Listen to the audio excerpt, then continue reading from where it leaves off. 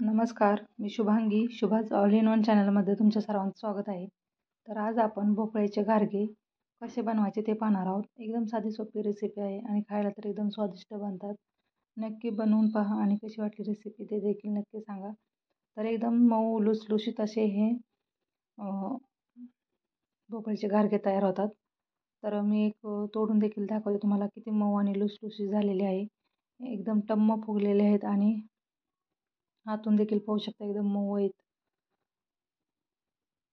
तर नक्की तुम्ही देखील बनवा किंवा तर पाहू शकता एकदम टम्म फुगतात आणि किती मऊ झालेले पाहू शकता.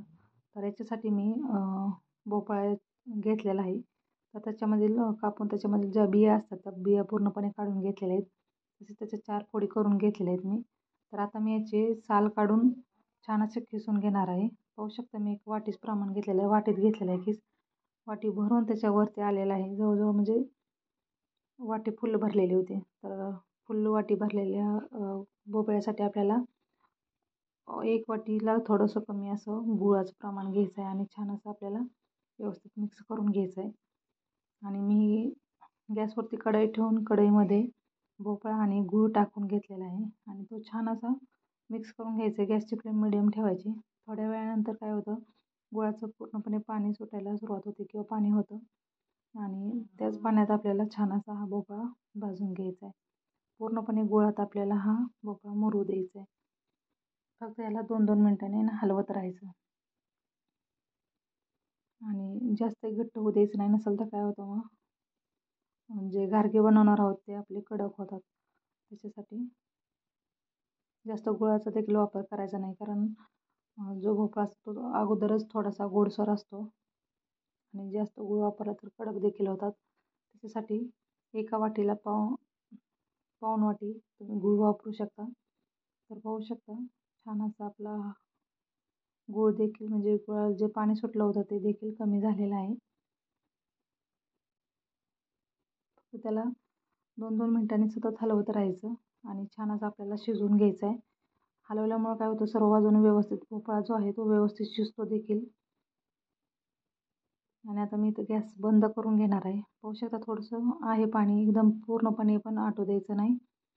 आता आपल्याला ते थंड करण्यासाठी ठेवायचं आहे. तर मी इथं ज्यामध्ये आपल्याला पीठ मळायचं आहे त्याच्यामध्येच मी काढून घेत आहे, कारण कढई जी आहे आपली ती गरम असते त्याच्यामुळं थंड व्हायला थोडा जास्त वेळ लागतो.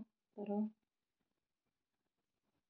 आपण ज्याच्यामध्ये पीठ मळणार आहोत, परात असो, मिक्सिंग बाउल असो किंवा तर इथं एक माझ्याकडे मोठी कढाई आहे.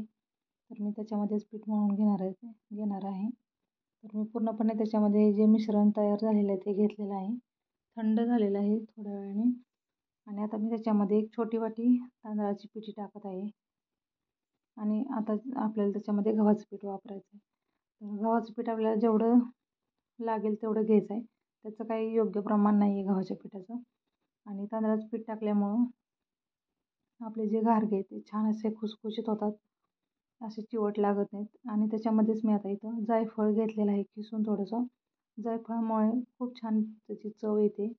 तसेच याच्यामध्ये आपल्याला चवीपुरतं मीठ देखील टाकून घ्यायचं आहे आणि आपल्याला आता याला व्यवस्थित मिक्स करून पीठ याचं मळून घ्यायचं. पिठाचा गोळा बनवून घ्यायचा आहे आपल्याला.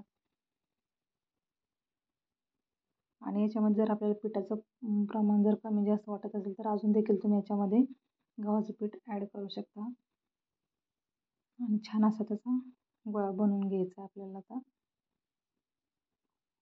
तर पाहू शकता मी इथं पिठाचा गोळा छान असा बनवून घेतलेला आहे.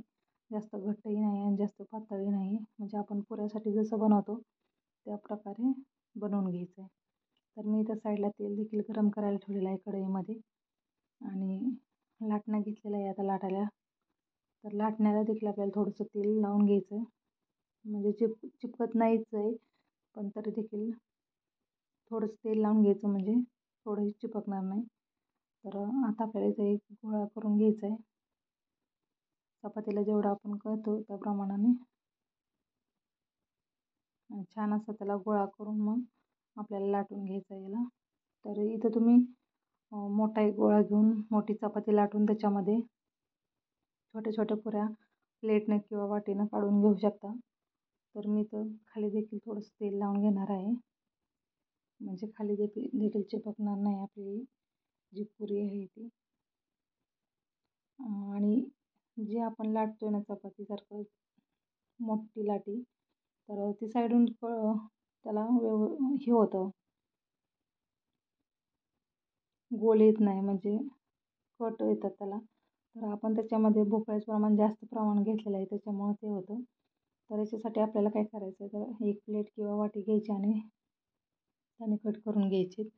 आणि जास्त जाडी नाही आणि जास्त पातळी नाही, एकदम मिडियम आकाराचे असे आपल्याला लाटून घ्यायचे.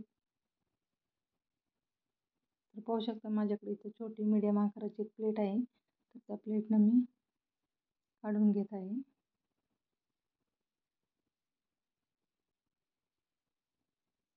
तुम्हाला कोणत्या आकाराच्या पाहिजे त्या आकाराच्या तुम्ही बनवून घेऊ शकता.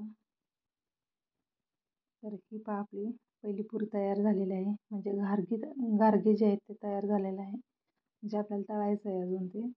आणि साईडला पीठ उरलं होतं तर मी छोटी वाटी घेऊन त्याचे देखील करून घेतले आहेत. आता जर तुम्हाला इथं वाटत असेल की ह्याच्या कडा जरा जाड राहिलेत, तर याच्यावरती तुम्ही लाटण्याने देखील एकदा दोनदा असं फिरवून त्याच्या कडा ज्या जाड आहेत त्या पातळ करून घ्यायचे, आपल्याला जशा हव्या आहेत तशा.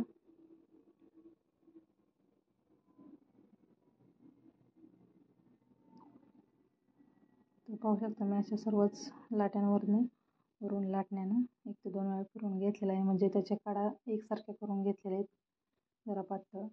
आणि या गारगे जर केले ना, प्रवासात तुम्ही जात असाल तर 3 ते 4 दिवस जर तुम्ही याला व्यवस्थित खाऊ शकता, खराब होत नाहीत. आणि आता आपल्याला याच्यावरून थोडीशी खसखस लावायची वरून. खसखस लावल्यामुळं खूप छान खाताना दाताखाली अशी खसखस लागते ना, खूप छान चव येते त्याची आणि खायला देखील खूप छान वाटतं. तर नक्की बनवून बघा तुम्ही देखील. आणि खसखस लावून मी वरून लाटणं हळूवार एकदम फिरवलेलं आहे, म्हणजे जेणेकरून जी खसखस आहे ती आतमध्ये जावी म्हणून. तर तेल देखील गरम झालेलं आहे, पाहू शकता मी तळून देखील दाखवत आहे. आणि खसखस लावल्यामुळे काय होतं, कधी कधी पुऱ्या फुगत नाहीत. तर इथे छान असे आपले जे घारगे बनवले आहेत ते छान असे फुगलेले आहे, पाहू शकता टम्म एकदम. आणि याला छान असं गोल्डन कलर होतं आपल्याला तळून घ्यायचं आहे, जास्त डार्कही कलर येऊ द्यायचा नाही, नाहीतर कडक होतात. पाहू शकता अशा पद्धतीने एकदम दिसायला एकदम छान आणि खायला तर खूपच स्वादिष्ट असे आपले घारगे तयार होतात. अशा पद्धतीने मी सर्व काही जे घारगे आहेत ते अशा पद्धतीने मी तळून घेणार आहे. आणि खूप साधी सोपी रेसिपी आहे, पटकन बनते आणि खायला तर खूपच स्वादिष्ट आहे. प्रवासात देखील तुम्ही कुठेही घेऊन जाऊ शकता. तर तुम्ही देखील ही पारंपरिक जी घारग्याची पद्धत आहे ती बनवून बघा आणि कशी वाटते रेसिपी ते देखील नक्की सांगा. आवडली असेल तर नक्कीच चॅनलला लाईक करा, शेअर करा आणि चॅनलला सबस्क्राईब करा. Thank you for watching.